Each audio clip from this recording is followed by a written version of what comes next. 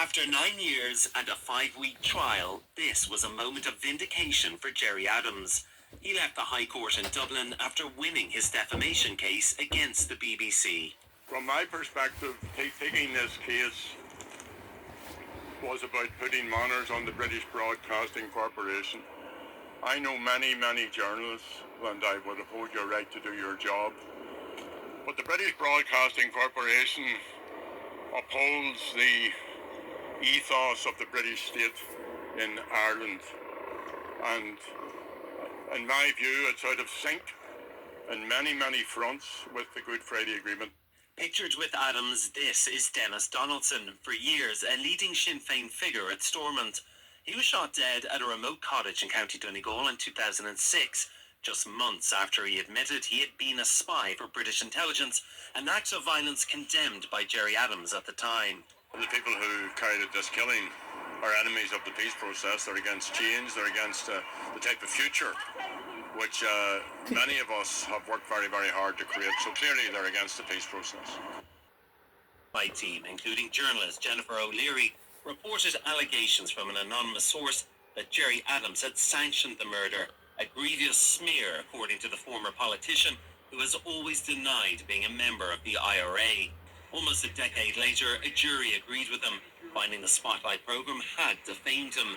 For the BBC, this was a bad day for journalism. The implications of their decision, though, are profound. As our legal team made clear, if the BBC's case cannot be won under existing Irish defamation law, it's hard to see how anyone's could. The jury awarded Gerry Adams €100,000 in damages, but the costs will run into the millions in what has been one of the most high-profile and expensive court cases in recent years in Ireland.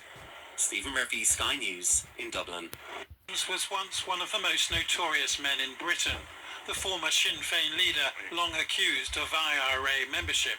But in Dublin's High Court today, a jury decided that the 76-year-old still has a reputation he can successfully defend. In 2016, the BBC's Spotlight programme broadcast an allegation that Adams had sanctioned murder, but the source was anonymous, as were 5 other sources the BBC said corroborated it. The man who was killed was Denis Donaldson, in the beige jacket here, for a quarter of a century, shoulder to shoulder with Gerry Adams in the Irish Republican movement. But in 2006, Donaldson's body was discovered in County Donegal, where he'd been tortured and then shot. At the time, Adams said he was appalled. Clearly, the people who carried out this killing are enemies of the peace process. They're against change, they're against the type of future which many of us have worked very hard to create. Donaldson's murder came shortly after he had admitted being a British government spy, for decades a traitor to the Irish nationalist cause. I was recruited in the 1980s after compromising myself during a vulnerable time in my life.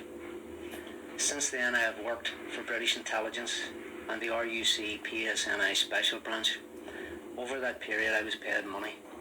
Adams used to carry the coffins at IRA funerals, the BBC's lawyer told the court, trying to persuade the jury that the allegation that he'd ordered murder was sufficiently credible to report, though Adams countered that joining the IRA was never a path he took. Instead, his lawyers cast him as a peacemaker, remembering his role in 1998's Good Friday Agreement, which aimed to end the Troubles. And this morning, Gerry Adams won his libel case. It took the jury less than 7 hours to decide that even though the BBC had broadcast Adams's denial, it had also defamed him, though the damages of £84,000 were half what Adams wanted. From my perspective, taking this case was about putting manners on the British Broadcasting Corporation, and in my view, it's out of sync in many fronts with the Good Friday Agreement. It hasn't caught on to where we are on this island as part of the process, the continuing process of building peace. The BBC insisted it was entitled to report the allegation after its journalists carried out as much due diligence as they could.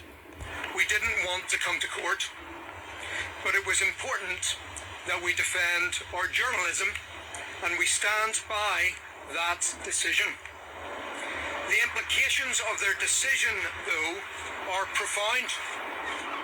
As our legal team made clear, if the BBC's case cannot be won under existing Irish defamation law, it's hard to see how anyone's could.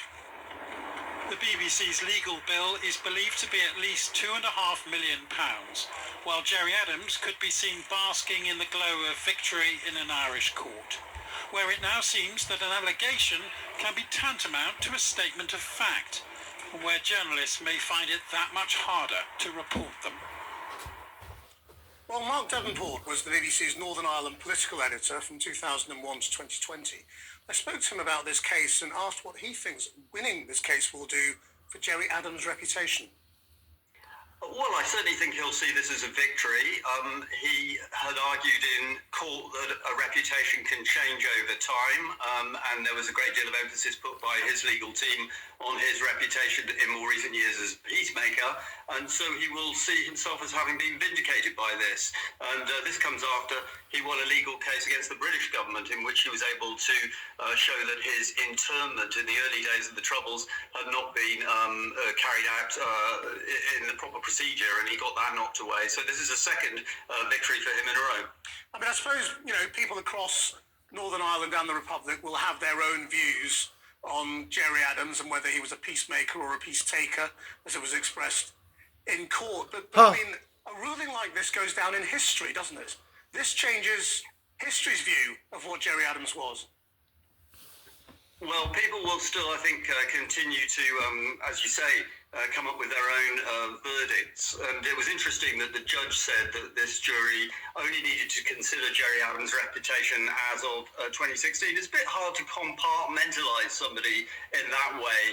And I suspect that many of the victims of the Troubles and their surviving relatives will still hold to their own views. But he will see this as an important vindication by what was quite a young jury in the Irish Republic, and he will no doubt, see this potentially as a precedent should anybody say anything about him in the future.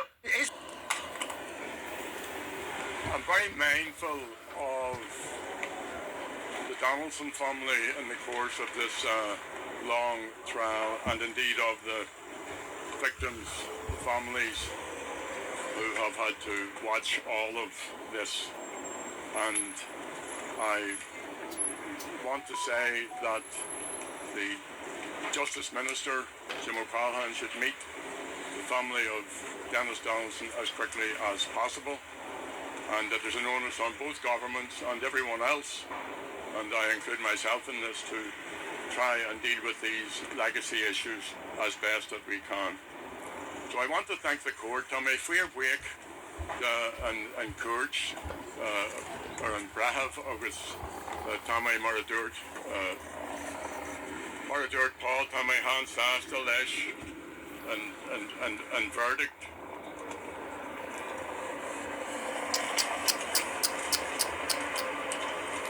From my perspective, taking this case was about putting manners on the British Broadcasting Corporation. I know many journalists. I like to think that I get on well with the most of them. And I wish you well, and I would uphold your right to do your job. But the British Broadcasting Corporation upholds the ethos of the British state in Ireland.